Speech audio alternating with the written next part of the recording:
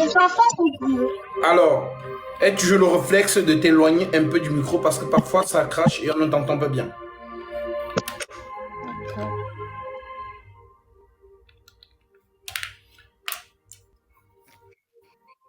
Caractéristiques des enfants de Dieu. Voyez quel amour le Père nous a témoigné pour que nous soyons appelés enfants de Dieu. Et nous le sommes.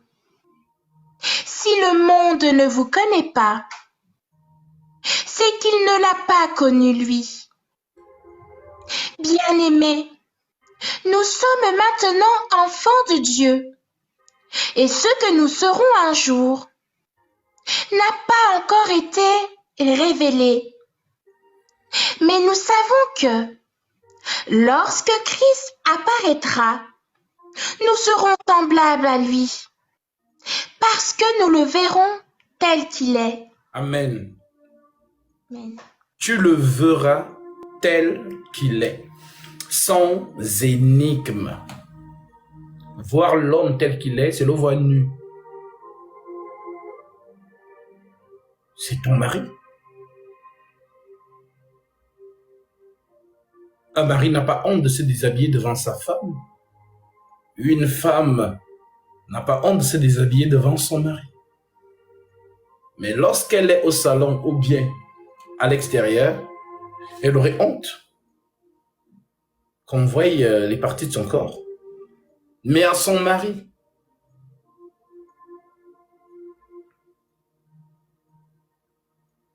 sans énigme, c'est le privilège de la femme. Elle connaît son homme. C'est la promesse. Heureux les cœurs purs, car ils verront Dieu. Dieu s'est toujours montré en énigme, habillé. Il est venu sur terre, il est habillé. Partout où il est venu, il est habillé. Être habillé, ça veut dire qu'il se cache. Il se cache. Il ne veut pas que tu le vois tel qu'il est. Quand il vient annoncer la naissance de Samson, il se montre en ange. Mais c'est lui. Quand il vient annoncer la naissance de Jésus à Marie, il se cache. Il ne se montre pas tel qu'il est.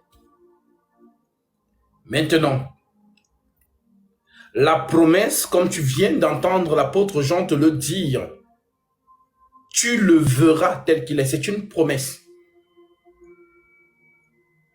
Alors, lorsque nous lisons Matthieu chapitre 22, je prends vite cette parabole. Je prends à partir du verset 11. Le roi entra pour voir ce qui était à table. Et il aperçut là un homme qui n'avait pas revêtu les habits de noces. Il lui dit, mon ami, comment es-tu entré ici sans avoir un habit de noces? Cet homme eut la bouche fermée. Alors le roi dit au serviteur, liez-lui les pieds et les mains et jetez-le dans les ténèbres du dehors. Et il y aura des pleurs et des grincements de dents, car il y a beaucoup d'appelés, mais peu d'élus. Il y a beaucoup d'appelés, mais peu d'élus. Les appelés, c'est le peuple. Le roi a un peuple. Le roi a une famille. Le roi a sa femme. Et c'est la femme du roi qu'on appelle l'Église. Jésus, c'est l'Église. L'Église et Jésus, ce n'est pas deux personnes différentes, c'est la même personne. À ça, Éphésiens chapitre 2, verset 25. Oui.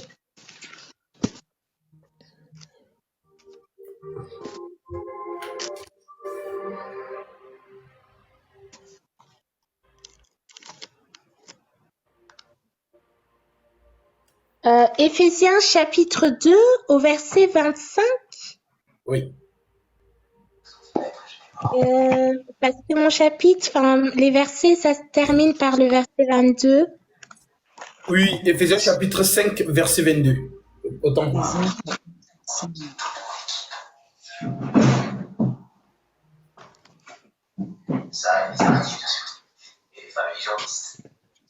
Alors, je vais d'abord muter le micro de Lily pour que ça ne fasse pas d'interférence.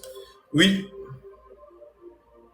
Femmes, soumettez-vous à votre mari, comme au Seigneur, car le mari est le chef de la femme, comme Christ est le chef de l'Église, qui est son corps et dont il est le sauveur. Amen. Comme Christ est le chef de l'Église, qui est son corps. Donc, l'Église, c'est le corps du Christ. Ce n'est pas deux personnes différentes. Continue.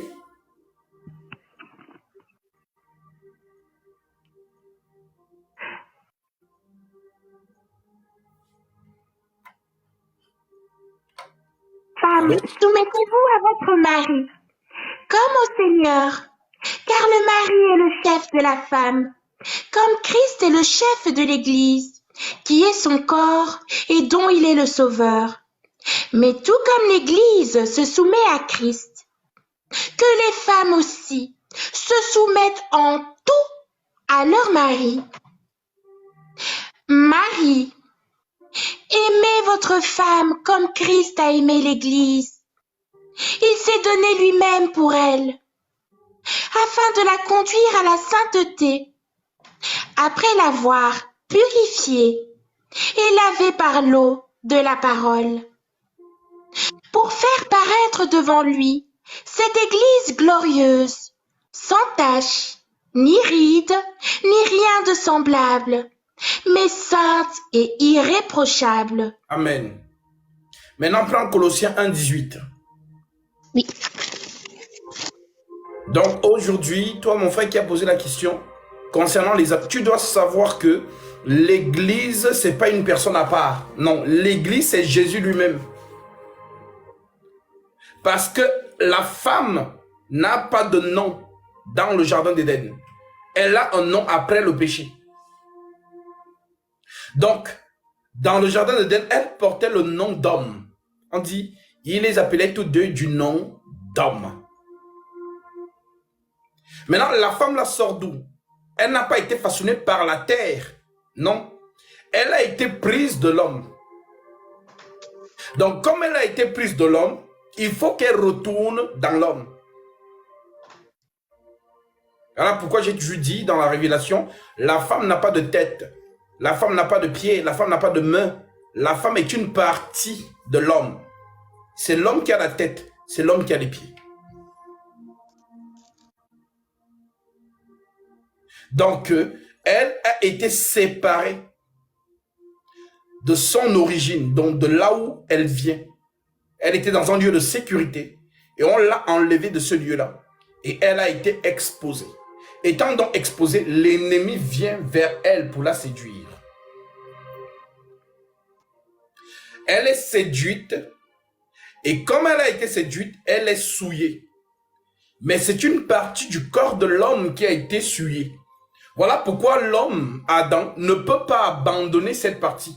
Parce que si la femme avait été façonnée de la terre directement, Adam n'allait pas la suivre dans son égarement. Non. Adam aurait dit que comme tu as péché, je t'avais dit, le Père avait dit qu'on ne mangeait pas cet arbre-là. Comme tu as mangé, il n'y a pas de souci. Il va finir avec toi. Il va me donner une autre femme. Mais Adam n'a pas dit ça. Mais Adam, vu que c'est une partie de lui, il va suivre la partie. Au point de dire, si mon père te tue, il me tue aussi. Si mon père te chasse, il me chasse aussi. C'est l'amour de son corps. Voilà pourquoi on dit, on va relire ça tout de suite, vous allez comprendre. La sœur a lu, vous n'avez pas peut-être saisi, elle a dit, l'homme qui aime un homme qui aime sa femme ne bat pas sa chair. Parce que c'est comme si tu te gifles toi-même, ça n'a pas de sens. Alors, oui ma sœur? Il est la tête du corps, qu'est l'Église. Il est le commencement, le premier-né d'entre les morts. Amen. Amen. Il est la tête du corps de l'Église. Il est la tête du corps de l'Église. Donc l'Église est un homme. Maintenant, la tête n'est pas là. La tête a été coupée. La dernière prophétie, c'est celle de Jean-Baptiste. 2 femmes, Hérodias et sa fille, réclament la tête, pas le pied. Parce que la tête, c'est l'autorité. Voilà pourquoi l'Écriture dit, Christ est le chef de l'homme. L'homme est le chef de la femme. C'est l'hiérarchie. Donc, les 2 femmes vont réclamer la tête de Jean-Baptiste. C'est une prophétie. Toi, tu as vu qu'on regarde la tête, tu n'as pas compris. La tête, c'est la séparation du corps avec la tête. Donc, l'Église est sur terre, mais la tête n'est pas là. C'est justement lorsque la tête va se présenter que le corps va se recoller. C'est ça qu'on appelle le mariage. Voilà donc pourquoi. Comme Adam n'a pas abandonné son corps, en d'autres termes, une partie de lui, il est allé chercher cette partie. Il a protégé sa femme par amour. Et c'est ce que Éphésiens, reprenons encore Éphésiens, ma soeur, Éphésiens chapitre 5, verset 22, verset 25 directement. Éphésiens 5, 25. Marie, aimez votre femme comme Christ a aimé l'Église. Il s'est donné lui-même pour elle. Amen. Ça veut dire quoi? Il s'est donné lui-même pour elle. Se donner pour lui-même pour elle, c'est mourir. Il n'y a pas de plus grand amour que de donner sa vie pour ses amis. Donc il s'est donné lui-même pour elle. Donc ça veut dire quoi? Un homme amoureux va mourir. L'amour de l'homme, c'est la mort. Parce qu'une femme qui te réclame l'amour, c'est la mort. Le Seigneur parle tantôt d'une manière, tantôt d'une autre. Mais les gens ne comprennent pas. Samson, c'est l'amour qui a fini avec lui. La femme a dit, tu ne m'aimes pas. Si tu m'aimais, tu allais me révéler ton secret. Et à Samson, pour prouver qu'il aime vraiment sa femme, il lui donne le secret. Sauf que, quand le secret est dehors, l'homme est vulnérable. Ce qui fait la force de l'homme, c'est son secret. La gloire de Dieu, c'est de cacher les choses. Donc, Dieu, quand il cache ces choses, il est fort. Maintenant, qu'est-ce qui fait révéler à Dieu ce qui est caché? C'est l'amour. Parce qu'il n'y a plus de mystère. Tu connais ton mari. Tu le connais tel qu'il est. Donc, tu peux finir avec lui comme tu peux. C'est le pourquoi on dit qu'une femme qui connaît ton secret, soit elle te fait mourir, soit tu vivras. Donc, si ton cœur est entre les mains d'une mauvaise femme, tu vas mourir, mon ami, ne t'inquiète pas, c'est une question de temps. Si elle a ton secret là, tu vas mourir. Si ce n'est pas une bonne femme. Mais si c'est une bonne femme, c'est-à-dire ton secret va protéger ça comme un œuf. Elle sera vraiment là, elle te protège. Quand on va atteindre un homme, on passe par la femme. C'est la femme qui ouvre la porte pour détruire une femme.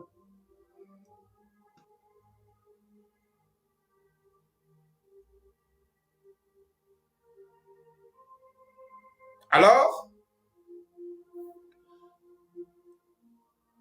répète l'écriture, ma soeur, verset 25. Oui. Marie, aimez votre femme comme Christ a aimé l'Église. Il s'est donné lui-même pour elle, afin de la conduire à la sainteté, après l'avoir purifiée et lavée par l'eau de la parole, pour faire paraître devant lui cette Église glorieuse, sans tache, ni ride, ni rien de semblable, mais sainte et irréprochable. C'est ainsi que les maris doivent aimer leurs femmes comme leur propre corps. Celui qui aime sa femme s'aime lui-même. En effet, jamais personne n'a détesté son propre corps. Au contraire, il le nourrit et en prend soin, tout comme le Seigneur le fait pour l'Église. Amen. Continue. Parce que nous comme les membres de son corps. Alléluia. Amen. Donc, l'église, c'est Jésus. Voilà pourquoi on la représente comme le chandelier. Il y a le chandelier, mais sur le chandelier, il y a quoi? Il y a le feu. C'est le chandelier qui porte le feu. Donc, le feu, c'est la tête. Le chandelier, c'est le corps. Alors, Jean le voit au milieu des 7 chandeliers, donc, en d'autres termes, un chandelier parfait. Et celui qui est au milieu du chandelier, c'est la flamme. Car l'être qu'il voit au milieu du chandelier, c'est un être de feu. Il voit la colonne de feu. Il dit que son visage est comme le soleil. Le soleil, c'est le feu. Il dit que ses yeux sont comme des flammes de feu. Il dit que ses pieds sont comme le volcan, ardent. Donc Jean voit quoi? Une flamme posée sur le chandelier. Et c'est cette flamme qui marchait avec Israël la nuit. La colonne de feu. C'est ce que Jean a vu. Jean n'a pas vu la colonne de nuit. Pourquoi? Parce que Jean, c'est l'église. L'église voit la colonne de feu. C'est Israël qui voit la colonne de nuit. Parce que c'est le peuple du jour. L'église, c'est le peuple de la nuit. La femme voit son mari la nuit. Le jour, il travaille. Il est énervé. Voilà. Il y a trop de travail. Voilà pourquoi le soleil travaille le jour. Quand le soleil regarde à midi comme ça, le soleil brille, ça fait mal. Les gens, voilà, le soleil. Mais vous allez voir à partir de 18h, 19h, 20h, là, vous allez voir comment ça commence à être doux pour ceux qui sont à Paris. Vous allez voir que le soleil n'est plus agressif. Le soleil est doux, pourquoi? Parce qu'il se prépare maintenant à aller dormir chez sa femme. Et lorsque le soleil disparaît, vous allez donc voir la lune avec une lumière. Mais est-ce que la lune a la lumière naturellement? Non. Mais pourquoi il y a la lumière en elle? Parce que le mari est dans sa chambre. Quand on dit que le lit conjugal soit exempt de toute souillure, tu n'as jamais compris pourquoi l'homme monte sur toi. Pourquoi il dort sur ton corps. C'est toi le lit. Le lit conjugal, c'est pas le lit avec les draps. Le lit conjugal, ce n'est pas le lit avec les coussins où vous mettez les oreillers là. Non, c'est pas ça qu'on appelle le lit conjugal. Le lit conjugal, c'est la femme. On parle de la femme. C'est sur la femme qu'on dort. L'homme se couche sur toi. Voilà pourquoi ce lit-là doit être exempt de toute souillure. Aucun homme ne doit te toucher. Parce que tu es le corps d'un homme. C'est-à-dire que tu es ma partie. Si un autre homme te touche, c'est la souillure, c'est la malédiction. C'est une femme souillée.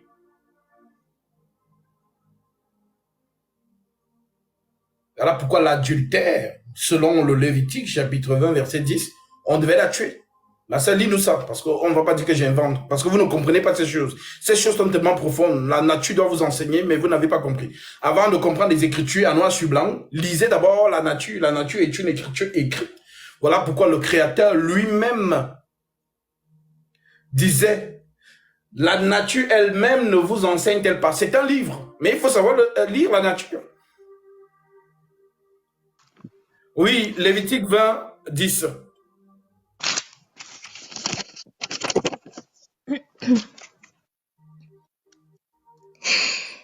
Si un homme commet un adultère avec une femme mariée, s'il commet un adultère avec la femme de son prochain, l'homme et la femme adultères seront punis de mort. Pourquoi? Parce que la femme s'est souillée. Le lit conjugal a été sali. Donc, elle n'a pas le droit de vivre. C'est pour nettoyer la souillure qu'elle doit mourir. C'est ce que la loi dit. La loi du talion, c'est Dieu, c'est le soleil qui brille. Quand le soleil brille, c'est la chaleur, c'est désagréable.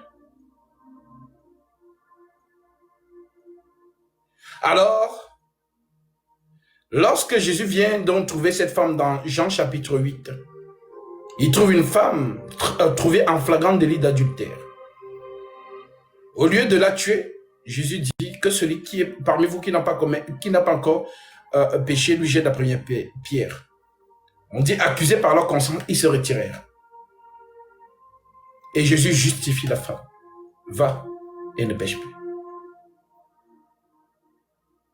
Alors, si tu as donc compris ça, que ce qu'on appelle l'Église, c'est Jésus lui-même. Toi, apparemment, tu es un membre. Vous êtes les membres du corps de Christ. Vous êtes les morceaux du corps de Christ. Alors, si un morceau manque, il n'y a pas d'enlèvement. Il faut retrouver le morceau. Ma sœur, 2 Pierre chapitre 3. Oui. 2 Pierre chapitre 3, verset 15, je pense bien. Verset 16. Okay.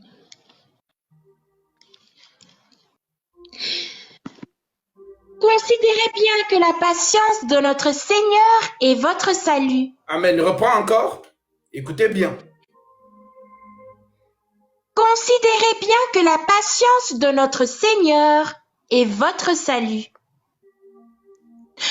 Notre bien-aimé frère Paul vous l'a aussi écrit, conformément à la sagesse qui lui a été donnée. C'est ce qu'il fait dans toutes les lettres, où il parle de ces choses. Il s'y trouve, certes, des points difficiles à comprendre, et les personnes ignorantes et mal affermies en tordent le sens, comme elles le font des autres écritures, pour leur propre ruine. Bien-aimés, vous voilà avertis. Tenez-vous donc sur vos gardes, de peur qu'entraînés par l'égarement des impies, vous ne perdiez la ferme position qui est la vôtre. Amen. Croyez que la patience de notre Seigneur Jésus-Christ est votre salut. Donc actuellement, qu'est-ce qui se passe? Actuellement, le Seigneur est en train de rassembler les morceaux de son corps. Nous ne sommes pas tous de la même génération. Nous ne sommes pas la génération de Paul. Non. Dans chaque génération, le Seigneur prélève. Il prélève. Peut-être dans la génération de Paul, ils étaient 3000. Il a prélevé les 3000. Dans les générations suivantes, il a prélevé 10. Il prélève jusqu'à la dernière génération. Si c'est nous la dernière génération, conformément à 1 Corinthiens chapitre 15, ma soeur dit ça, 1 Corinthiens chapitre 15, je pense verset 50.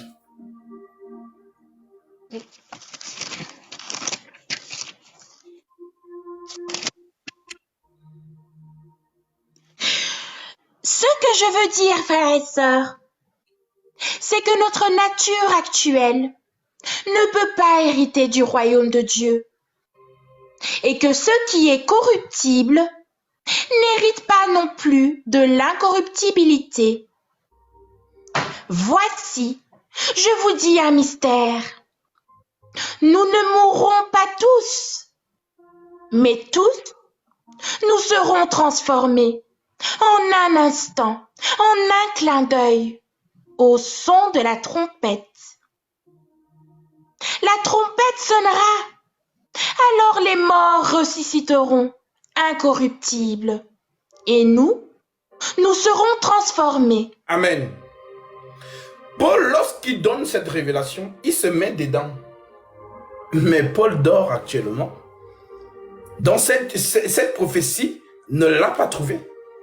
Il dort actuellement. Mais le jour où il donnait cette prophétie, il se mettait dans les vivants parce qu'il parlait en tant que vivant. Mais maintenant, il dort. Donc, cette prophétie ne le concernait pas. Maintenant, si c'est nous autres, nous de cette génération-là, donc Paul a dit, voici, je vous dis un mystère, il y en a parmi vous qui ne mourront pas, mais qui seront changés. Ça veut dire quoi? Le Seigneur arrive et il y a transformation En un clin d'œil. Tu revêtis ton corps de lumière. Donc, tu n'as pas connu la mort physique. Mais non, ceux qui sont en train de dormir, eux aussi revêtent ce corps de lumière et ils montent premièrement. Et ensuite, nous sommes enlevés dans les nuées avec eux. Alors, ce que le Seigneur fait actuellement, c'est de réunir les membres de son corps, tous les membres. Je vous ai raconté les visions que certains frères et certaines sœurs ont eues, qui disaient, « Ah, Gasby, je me suis vu en train de fermer la porte avec le Seigneur. Il m'a dit, tu es la dernière. » Même quand elle m'a dit ça, j'étais un peu troublé. J'ai dit, mais comment ça, elle est la dernière? Et c'est après que j'ai compris que non, c'est la dernière génération. Vous sentez l'Esprit de Dieu planer dans les cieux? Mais vous ne savez pas, il dit, il y a quelque chose qui n'est pas net. On dirait qu'il y a quelque chose qui se trame. Il est là. Les derniers sont en train de recevoir leur baptême. Dès que la dernière ou le dernier prend son baptême, la même nuit là, c'est parti. Voilà pourquoi l'Écriture dit, croyez que la patience de notre Seigneur Jésus-Christ est votre salut. Il est patient, pourquoi? Parce que tous les morceaux ne sont pas entrés. Qui a fermé la porte de l'arche de Noé? Est-ce que c'est Noé lui-même? Non. Le Seigneur a attendu que le dernier passe. Et c'est lui qui est venu fermer. Donc lorsque la sœur dit, je me suis vu en train de fermer la porte avec le Seigneur. Donc comme c'était la dernière, elle fermait la porte avec le Seigneur. Genre, voilà, le Seigneur lui a dit, tu es la dernière. Il a fermé la porte. Et un autre frère, pareil. Le Seigneur m'a dit, je suis le dernier. Et je me voyais fermer la porte avec lui. Voilà pourquoi le Seigneur augmente la connaissance. Les mystères sont révélés. Parce que vous devez connaître votre Père dans tous ses aspects.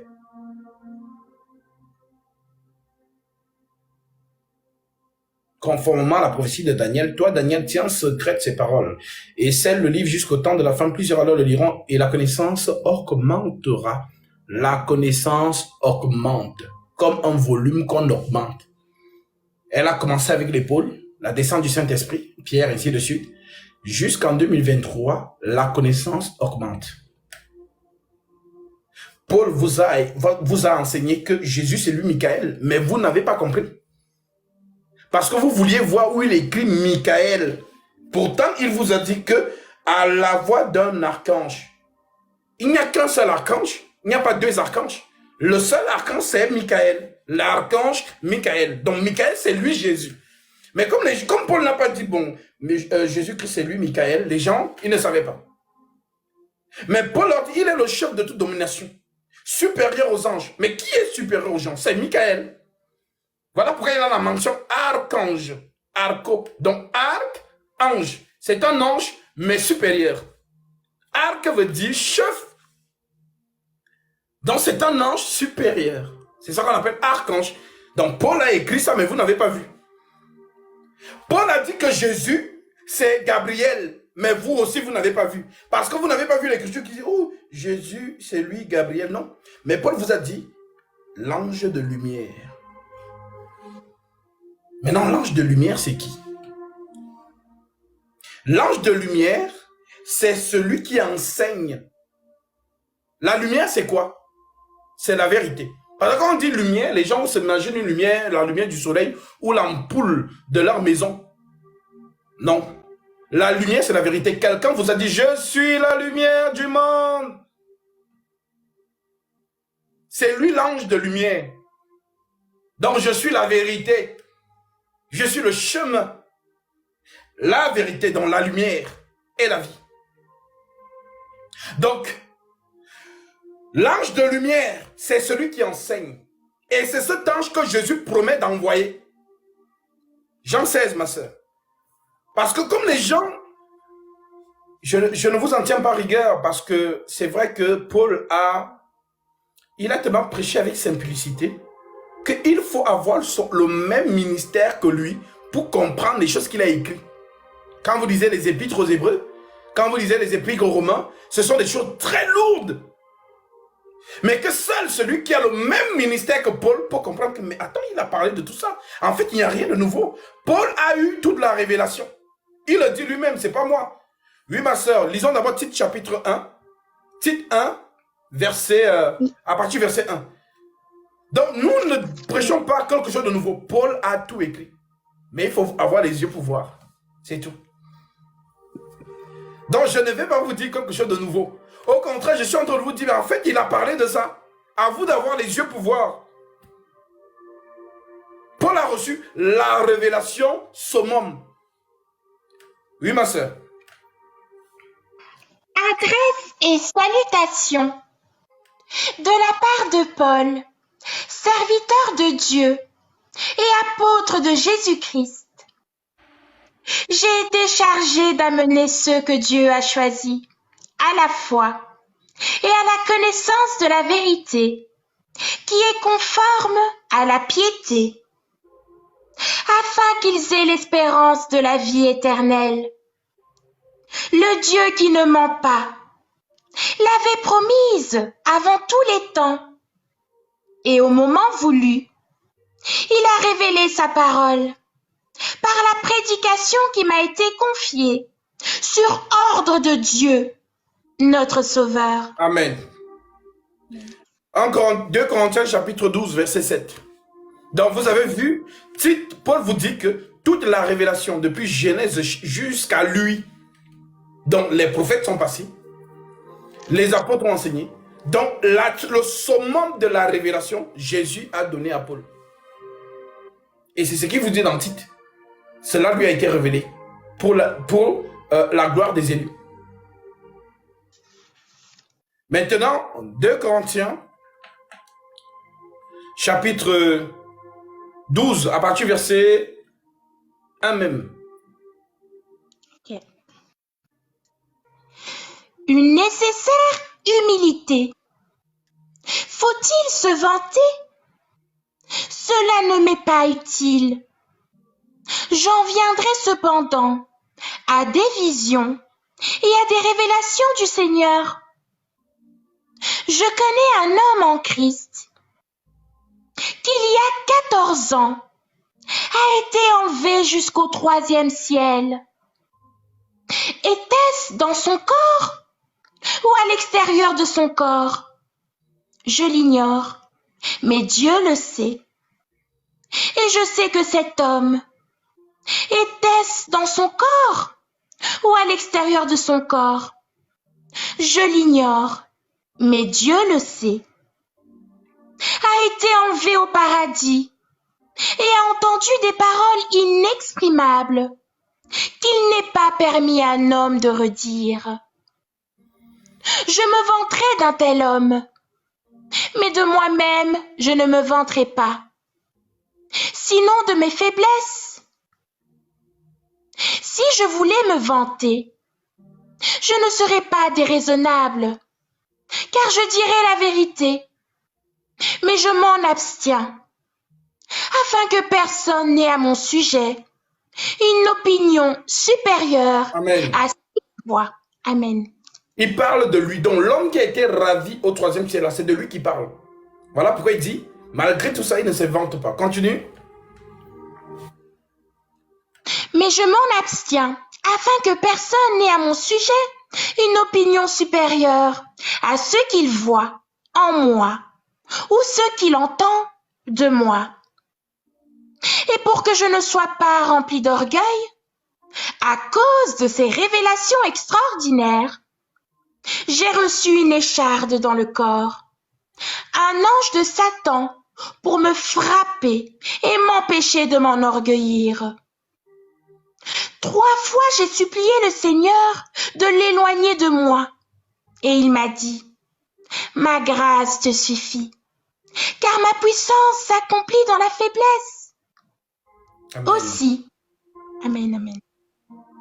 Alors, Paul vous dit qu'il a reçu l'excellence de la révélation. Et à cause de l'excellence de cette révélation, une écharde lui a été mise dans la chair, un ange de Satan. Ah, donc Satan a des anges.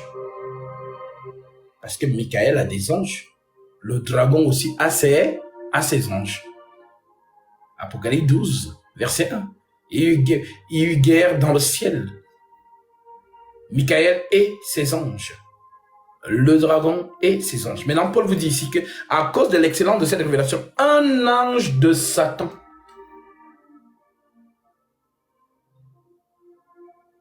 a été envoyé pour me souffleter et m'empêcher de m'enorgueillir. 3 fois, j'ai prié le Seigneur de l'éloigner de moi. Il m'a dit, ma grâce te suffit. Donc le Seigneur approuve qu'il soit là. Pour que Paul ne s'enorgueillisse pas à cause de l'excellence de ces révélations qu'il a. Alors, excusez-moi, je vais bloquer une personne. Vous savez, le Seigneur dit, lorsque je frappe, celui qui m'ouvre, j'entrerai. Et ton esprit, je vois que tu es dans un fiel amer. Archidée, Emma, tu es dans un fiel amer. Alors, jusqu'à ce que tu saches dire, béni soit celui qui vient à la maison, dans la présence du Seigneur. Béni soit celui qui vient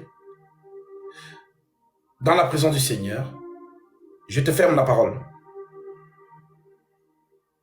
Maintenant, je te bloque. Tu seras obligé de créer un autre faux profil. Lorsque vous venez écouter la parole de Dieu, soyez heureux. Ne soyez pas dans un état d'esprit, l'état d'esprit que tu as.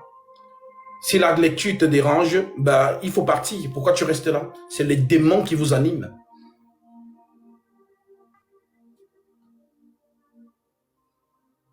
Donc, sachez rendre grâce lorsque quelqu'un vient au nom du Seigneur. Béni soit celui qui vient au nom du Seigneur. Le nom du Seigneur, c'est sa parole. Au lieu d'écouter la parole, vous êtes en train de distraire les gens dans les commentaires. Oh, la lecture, la lecture, la lecture. Alors, je te ferme la parole. Parce que ton état d'esprit n'est pas serein. Si la manière dont la seule ligne ne te plaît pas, tu pars. Ne reste pas. Donc, voilà. L'apôtre Paul vous confirme qu'il a reçu la révélation. Maintenant, Paul vous parle de l'ange de lumière. 2 Corinthiens, chapitre 11, ma sœur, verset 12. Maintenant, l'ange de lumière, là, c'est qui? C'est lui qu'on appelle l'ange de la vérité. L'ange qui enseigne la parole. C'est lui, Gabriel. Et il n'y a pas 2 enseignants. Il n'y en a qu'un seul enseignant. C'est le Seigneur Jésus-Christ. C'est lui, Gabriel. Oui, ma sœur. Mais j'agis ainsi, et je le ferai encore, pour enlever toute occasion à ceux qui en cherchent une, de se montrer non égaux sur un point dont ils se vantent. Ces hommes-là sont de prétendus apôtres, des ouvriers trompeurs, déguisés en apôtres de Christ. Et ce n'est pas étonnant, puisque Satan lui-même se déguise en ange de lumière. Il n'est donc pas étrange que ses serviteurs aussi se déguisent en serviteurs de la justice. Leur fin sera conforme à leur acte. Satan se déguise aussi en ange de lumière. L'ange de lumière, c'est l'ange de la vérité. L'ange qui enseigne la vérité. Cet ange que le Seigneur nous a annoncé, il nous a promis. Ma sœur, Jean chapitre 16, verset 7. Donc, nous sommes en train de vous montrer là les choses qu'il a dit, mais que les gens n'ont pas vues. Avant de continuer, sur le corps du Christ, pour savoir, tu es de quel rang? Est-ce que tu es le rang du corps? Est-ce que tu es le rang des appelés? Ou est-ce que tu es du rang des 144 000? Chacun en son rang.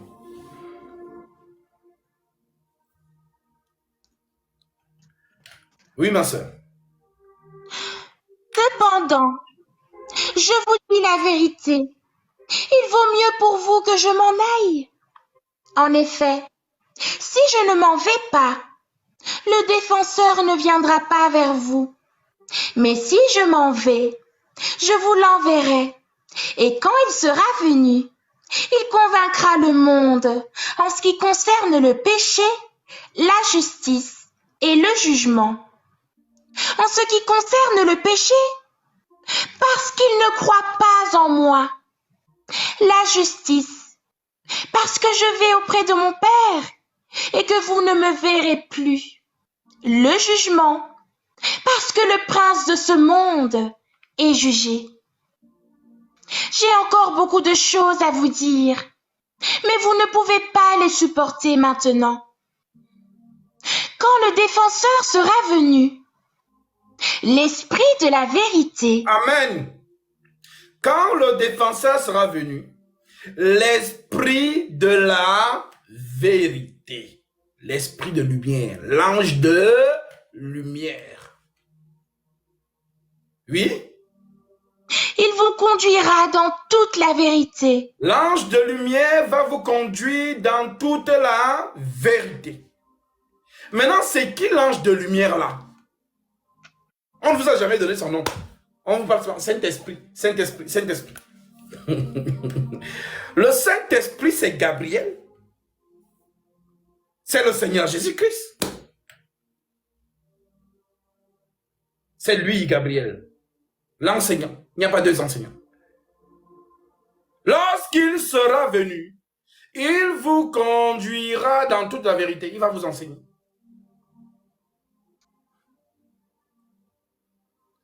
Parce que c'est lui qui a enseigné Daniel. En révélant à Daniel ces trois choses. Parce que Jésus nous a dit, lorsqu'il sera venu, il convaincra le monde en ce qui concerne le péché, la justice et le jugement. Donc allons voir s'il a fait ça. Daniel chapitre 9, verset 22. Daniel 9. On va vérifier ça à la loupe des Écritures. Voilà. Donc, je sais que pour ceux qui nous découvrent pour la première fois, ça peut peut-être être très dur pour vous parce que c'est la première fois que vous entendez ces choses. Vous n'êtes pas habitué. Mais que le Seigneur vous donne l'oreille de l'entendement afin que vous puissiez saisir la pensée céleste. Alors, oui, verset 20. Les 70 semaines. Je parlais encore, je priais, je reconnaissais mon péché et celui de mon peuple, d'Israël. Et je présentais ma supplication à l'Éternel, mon Dieu, en faveur de la montagne sainte, de mon Dieu.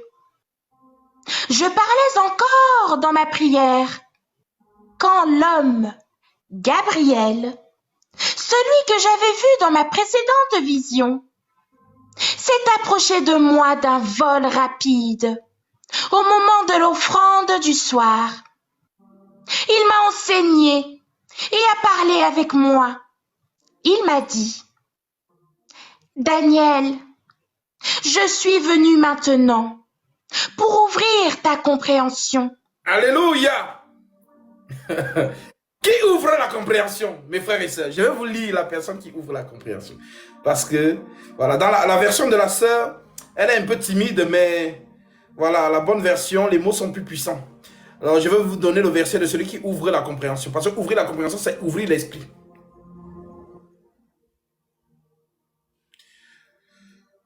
Luc 24, verset 45. Alors, il a ouvert l'esprit afin qu'il comprisse les Écritures. Qui a ouvert l'esprit? C'est Jésus. Matthieu 24, verset 44 à 45. Je relis encore pour vous.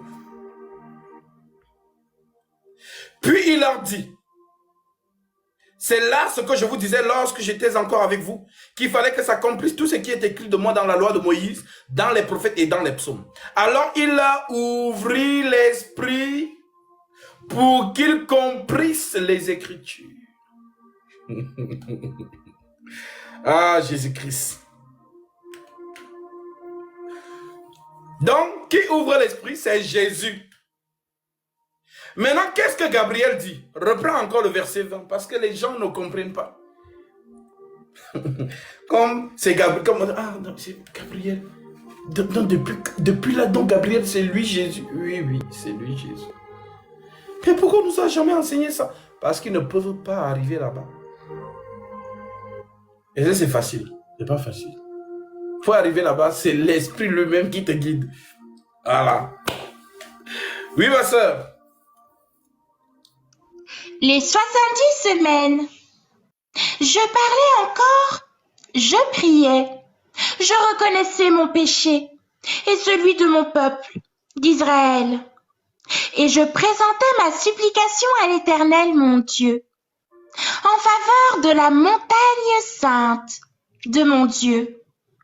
Je parlais encore dans ma prière quand l'homme, Gabriel, celui que j'avais vu dans ma précédente vision, s'est approché de moi d'un vol rapide au moment de l'offrande du soir. Il m'a enseigné et a parlé avec moi. Il m'a dit, Daniel, je suis venu maintenant pour ouvrir ta compréhension. Lorsque tu as commencé à prier, une parole est sortie et je viens pour te l'annoncer, car tu es considéré comme précieux. Sois attentive à la parole et comprends la vision. Ce sont 70 semaines qui ont été fixées pour ton peuple et pour ta ville sainte, pour faire cesser la révolte et mettre un terme au péché, pour expier la faute et amener la justice éternelle. Amen. Les trois choses que Jésus nous a dit que le consolateur va faire. Et il vous conduira dans toute la vérité. Le péché, la justice et le jugement. Ce sont ces trois choses-là que Gabriel atteste à Daniel. Donc, pour tous les fils de la perdition, là, vous n'allez rien comprendre. Votre cerveau, là, va péter. Voilà. C'est maintenant, c'est vous les musulmans. C'est le niveau supérieur. Quand vous vous moquez des musulmans, là, c'est maintenant à votre tour. Parce que ces choses sont annoncées pour les élus. Daniel 12, 4, ma sœur. Il faut vraiment qu'on investisse pour qu'on te trouve la bonne version. Parce que les mots sont timides dans ta version. Oui.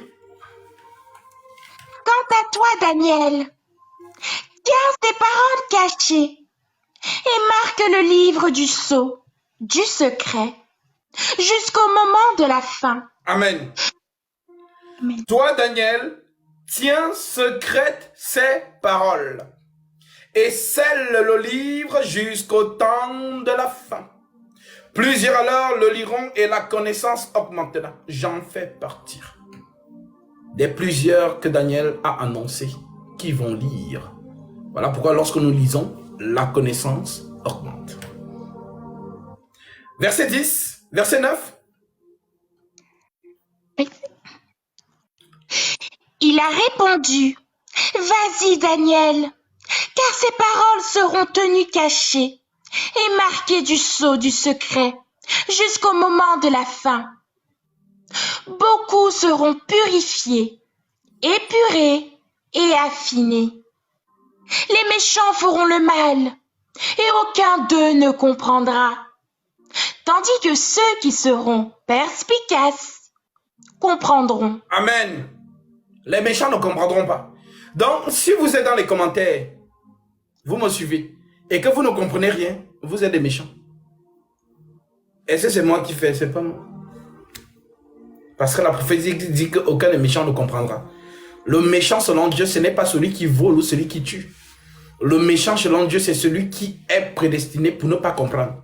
Donc Dieu a fermé son cœur. Le voile. J'endurcis qui j'endurcis et je fais miséricorde à qui je fais miséricorde. Donc ça ne dépend pas de ton cerveau, ma soeur ou mon frère, ne te fatigue pas pour rien, c'est pas pour toi. Pendant que pour toi c'est difficile à comprendre, pour d'autres c'est fluide. Et l'esprit bat. C'est-à-dire que il y a des frissons parce qu'il se dit, mais attends, mais c'est ça, mais oui, mais depuis là, j'ai toujours eu un doute. C'est ça. Voilà. Alors ne force pas ces choses. Quand c'est dans ton cœur, c'est dans ton cœur. J'écrirai mes paroles dans leur cœur et je les graverai dans leur esprit. C'est ça. La prophétie dit, dans la nouvelle alliance, personne n'enseignera son concitoyen, disant, connaît le Seigneur. Car j'écrirai mes paroles dans leur cœur et je les graverai dans leur esprit. On n'enseigne pas un enfant de Dieu. On rappelle ce qui est dans son cœur. Si c'est dans son cœur, c'est là il va dire, c'est ici qu'il y a la vérité. Parce que mon esprit atteste tout ce qui est dit. Et c'est fluide. Il n'y a pas de complications, je suis dans la joie. Mais quand ce n'est pas écrit dans ton cœur, là, c'est le cerveau qui va battre. Tu vas boire les Doliprane. Tellement ton cerveau dit, mais je ne comprends pas. Mais attends, mais... Oui, ton cerveau va être en exercice. Tu vas faire travailler le cerveau. Comme les musulmans, ils travaillent le cerveau, non? Est-ce que Dieu peut manger? Est-ce que Dieu peut mourir? Est-ce que Dieu peut... Mais comment les chrétiens disent que Jésus est Dieu? Dieu ne meurt pas. Dieu... Est-ce que Dieu dort? Voilà, c'est le cerveau. Le cerveau. Le cerveau. Que ceux qui ont les oreilles pour entendre, entendent.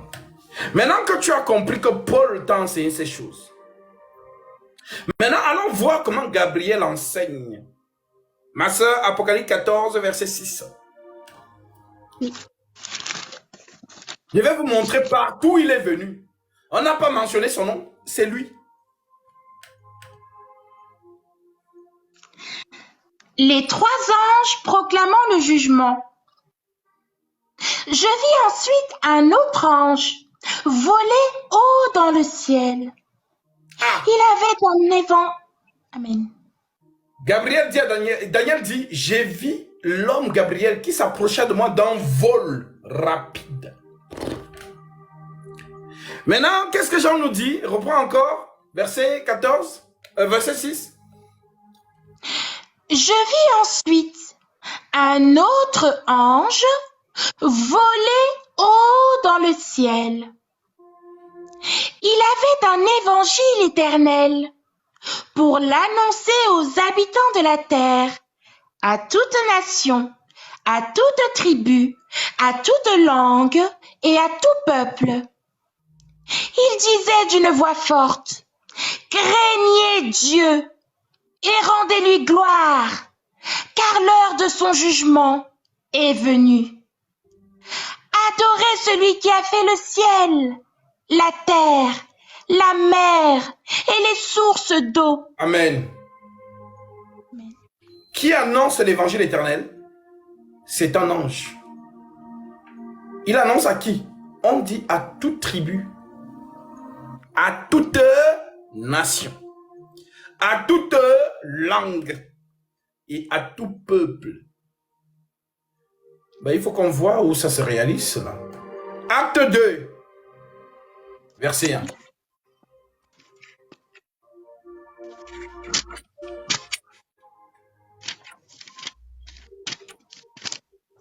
Ah, vraiment, la salade de Paris là va finir avec nous.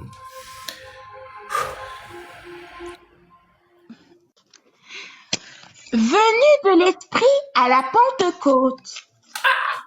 Venu de l'Esprit à la Pentecôte.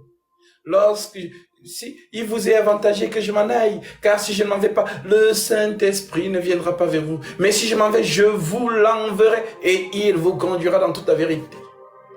Le voici ici, l'ange qui vole par le milieu du ciel, qui annonce l'évangile. Vas-y. Pas le jour